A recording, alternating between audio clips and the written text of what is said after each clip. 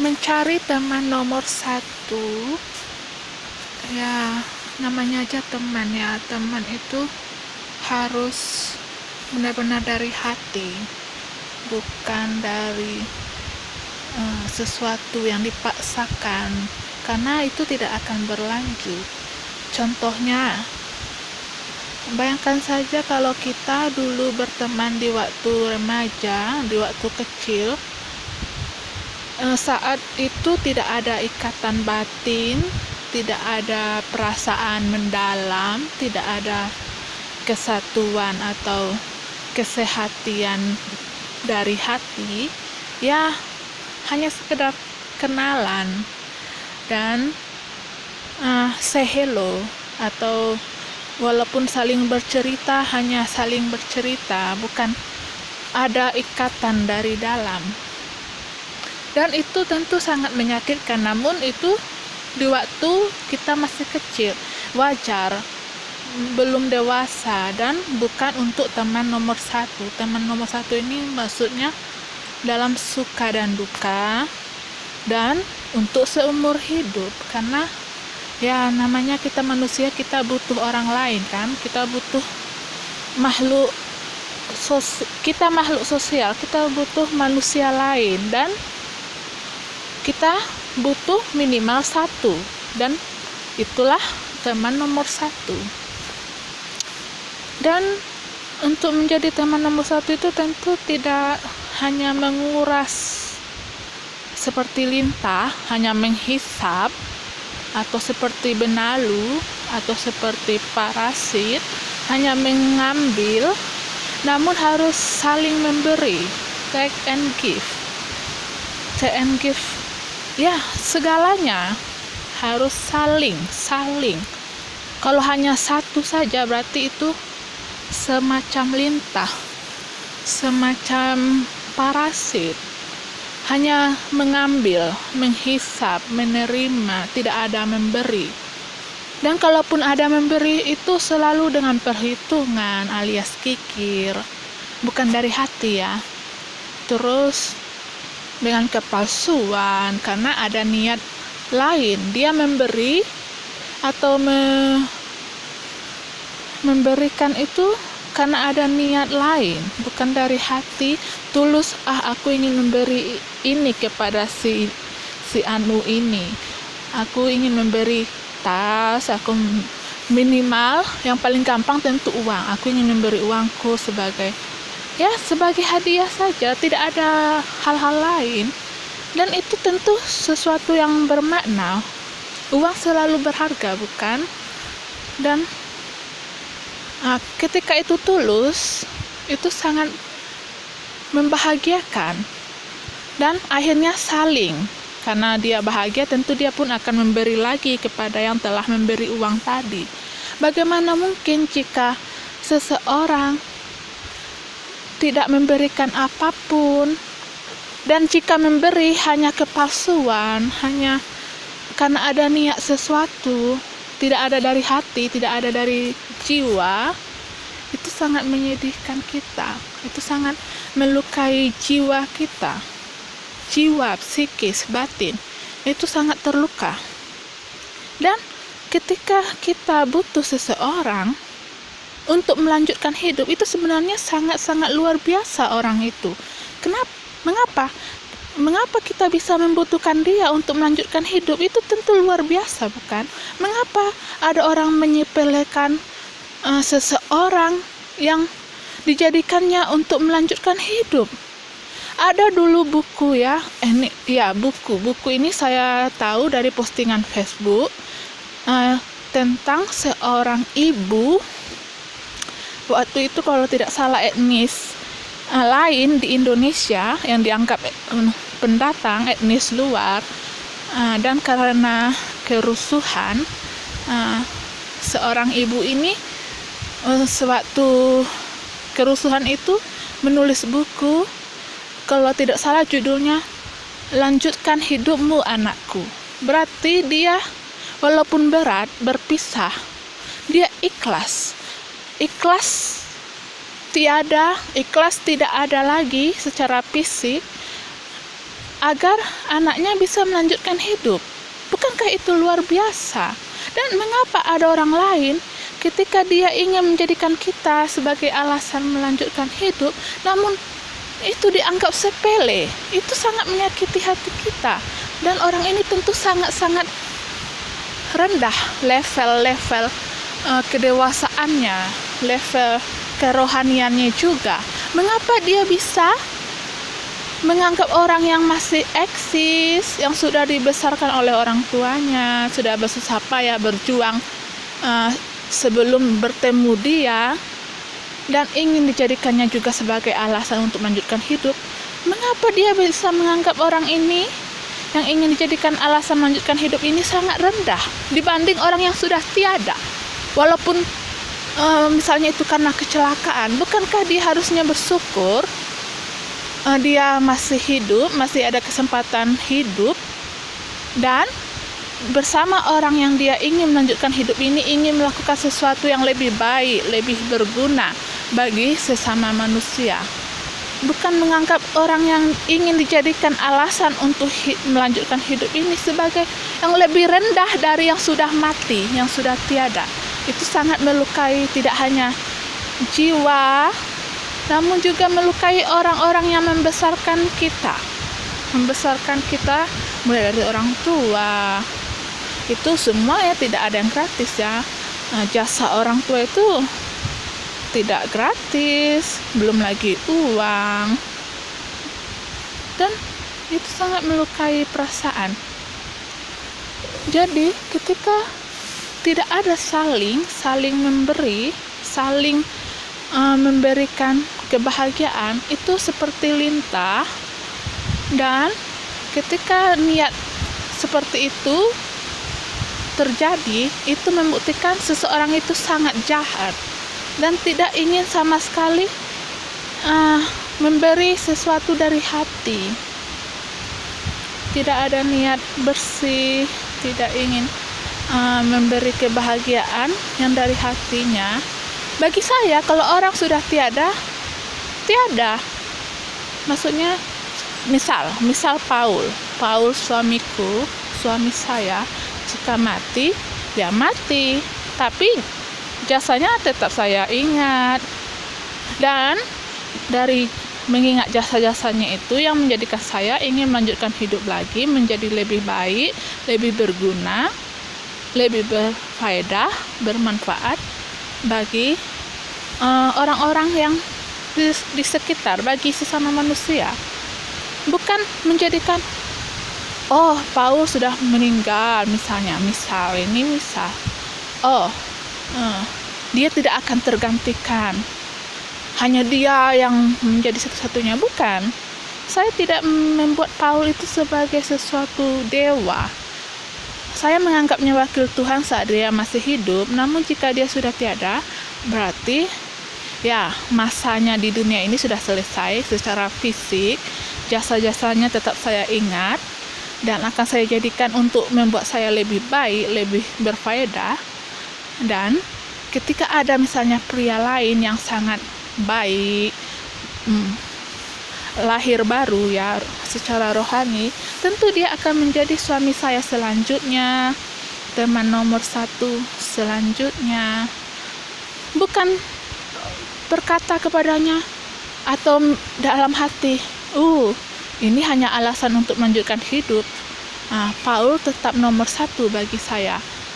Paul itu di hati saya selalu ada. Ya, selalu ada Paul di hati saya, tapi saat fisiknya tidak ada lagi, tentu saya tidak akan menyakiti orang yang sedang ada fisiknya, eksis di dunia, dengan berpikir atau memikirkan dia hanya alasan melanjutkan hidup. Hati dan jiwaku atau hati dan jiwa saya hanya untuk Paul. Itu adalah sesuatu yang sangat kekanak-kanakan, tidak ada dewasa-dewasanya. Karena manusia itu, bayangkan, manusia itu tidak asal langsung besar, ada jasa-jasa orang sekitarnya, ada usaha dari dia juga untuk bisa eksis, mulai dari studi, mulai dari mencari pekerjaan, mulai usaha-usaha lain untuk memperbaiki diri. Masa saya meniadakan itu dan menganggap, bagiku Paul selalu ada di hati dan jiwa, in my heart and soul. Itu sesuatu yang kekanak-kanakan, dan itu sangat tidak dewasa, tidak membuat orang simpati kepada kita. Bayangkan, manusia itu tidak langsung besar. Jadi hargai orang-orang yang ada di dunia ini. Saya menghargai semua orang di dunia ini. Kalau saya bilang, aku benci dia, saya tidak pernah ingin memasang rencana action untuk membunuh dia, tidak. Walaupun saya benci dia, paling saya mengutuk itu kan hanya kata-kata, dan kalau terjadi berarti Tuhan mengizinkan. Saya tidak pernah memasang aksi, rencana, action untuk mengambil nyawanya dengan tangan saya atau dengan manipulasi saya, dengan taktik dan siasat saya. Saya tidak pernah melakukan itu, karena saya menyadari dia itu tidak asal ada, tidak langsung besar, tetapi dengan berbagai usaha, melewati tantangan dan rintangan. Jadi kalau dia pun saya benci, sudah, saya hanya menjauhi dia dan tidak bertegur sapa dengan dia. Itulah yang saya lakukan. Jadi walaupun musuh, itu saya belum pernah memasang rencana mau membunuh secara fisik, mau mengambil nyawanya dengan tangan atau manipulasi. Tidak, saya tidak pernah berniat seperti itu. Dan karena itu mungkin Tuhan selalu melindungi saya dan tidak pernah meninggalkan saya. Itulah iman saya. Jadi contoh Paul itu dulu, bahkan sampai sekarang, kadang masih menyakiti hati saya dengan mengingat segala perbuatannya yang abuse fisik dan emosi ini, misalnya pelit, kikir, itu sangat melukai hati saya. Tapi saya tidak pernah ingin membuat dia mati, ingin mengambil nyawanya atau ingin meracuninya. Tidak. Kalaupun saya bilang dulu, terkutuklah kau, aku mengutukmu misalnya, dalam bahasa Indonesia, itu bukan berarti saya ingin dia mati langsung. Tidak, saya hanya marah dan saya tidak mau menyimpannya. Jadi saya ucapkan, karena saya tidak mau hati saya itu penuh dengan segala sampah, dengan segala kepahitan. Tidak, saya mau melepaskannya. Makanya saya mengucapkan, walaupun itu jelek, saya ucapkan. Hanya kata-kata, sudah. Karena hati saya tidak ada niat untuk membuat dia mati dengan manipulasi, dengan aksi, dengan tangan saya, tidak ada. Hanya marah. Dan kalau Tuhan memang mengizinkan dia mati, tentu dia mati. Namun dia masih hidup. Itulah suamiku, teman nomor 1. Sebenarnya teman nomor 1 ini juga tidak selamanya sempurna. Tentu tidak ada yang sempurna kan di dunia ini. Namun dialah yang kita pilih, tentu dari hati dan jiwa, untuk teman seumur hidup, baik seumur hidupnya atau seumur hidup kita. Misalnya jika kita duluan meninggal dunia, dialah yang kita pilih. Jadi saya punya kenalan baik dulu, atau teman-teman, dan itu saya anggap sekarang menjadi kenalan, karena yang sekarang menjadi teman secara fisik hanya suami, yang selalu bersama di rumah sehari-hari. Itulah suami saya. Jadi yang menjadi teman sekarang tentu suami, teman nomor 1. Yang lainnya menjadi kenalan karena dulu kenal, dan mereka semua baik-baik. Saya tidak pernah misalnya kenalan waktu kuliah, waktu sekolah misalnya. Mereka dulu tidak ada pertengkaran dengan saya. Kalau misalnya bertengkar, sudah pernah dulu meminta maaf. Kalaupun sakit hati, udahlah, namanya manusia, atau namanya dulu, yang taunya dulu gitu, begitu, Untuk apa saya simpan-simpan misalnya kalaupun ada sakit hati kan? Nah, atau kerabat, ya sudahlah, dulunya begitu, memang begitu adanya dulu. Ya mengapa saya harus berpikir membalas dendam misalnya kalau mereka buruk? Tidak. Dan mereka baik, ada kebaikannya juga. Jadi teman nomor satu itu bukan membuat kita melupakan yang lain, bukan meniadakan kehadiran yang lain, jasa orang lain dulunya bagi kita, misalnya berteman, bergaul, menemani kita sehari-hari, misalnya teman kos, sepupu, yang dulu sama-sama misalnya main ke kolam renang, atau main-main di rumah opung, di rumah oma. Ya, mereka tetap kita hargai, kita hormati, dan tidak kita tiadakan, gak ada gunanya mereka, bukan. Jadi walaupun teman nomor satu itu kita jadikan nomor satu, kita juga menghargai yang lain. Dan bayangkan jika ada orang dia ingin memiliki kita namun tidak ingin menjadikan kita nomor satu. Ini dalam soal pasangan, dalam pernikahan, dia ingin menjadikan kita pasangan resmi. Nah, misalnya karena saya wanita ingin menjadikan istri, namun hanya untuk entah apa ya, nggak tahu. Kalau misalnya untuk hubungan seksual, namanya pria bisa jajan, bisa membeli jasa servis, membeli servis seksual.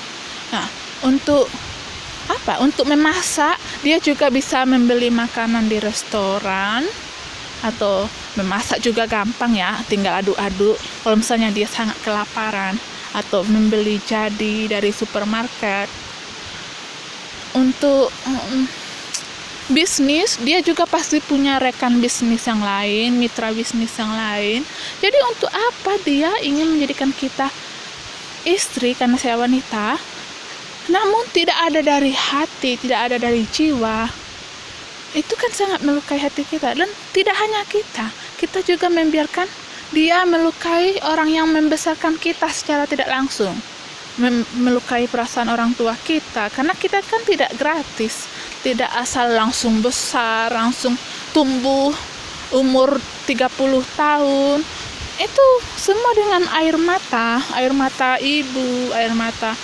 Kalau ayah kita pernah menangis dalam hati, juga dengan air mata ayah kita. Kan itu sangat melukai perasaan orang tua kita jika anaknya, jika putrinya hanya entah untuk apa dijadikan sebagai istri. Atau juga bisa melukai atau menyia-nyiakan, karena saya Kristen, menyia-nyiakan pengorbanan Yesus. Masa saya yang sudah ditebus Yesus, sudah ditolong Yesus, hanya untuk dijadikan entah untuk apa oleh si pria, karena saya wanita. Untuk apa kita dijadikan istri kalau tidak dari hati dan jiwa, kalau tidak dihargai dari hati dan jiwa, bahwa kita sangat berharga, sangat mahal, dan kita tidak akan ditukar dengan apapun, apalagi hanya materi atau harta. Karena harta sebenarnya banyak di dunia ini kan. Saya sadar harta di dunia ini banyak. Kalau saya ingin, saya bisa mendapatnya. Namun mengapa saya tidak ingin, dalam tanda kutip? Karena bagi saya ya sudah, saya saat ini merasa cukup, karena memang begitu kondisinya saat ini. Misalnya tidak ada izin bekerja, tidak ada izin tinggal, ya untuk apa saya paksakan mencari dolar, karena dolar mata uang internasional. Saya paksakan mencari dolar untuk apa? Ya udah, cukuplah dengan apa yang ada. Apalagi saya punya suami, ya suami saya saja yang saya urus, ya sudah. Saya tidak ingin menikahi pria lain atau mencari pria lain untuk dinikahi demi harta atau demi mencari kekayaan, karena kekayaan itu tidak berarti apa-apa. misalnya walaupun banyak, kalau kita tidak memiliki satu orang saja yang dari hati,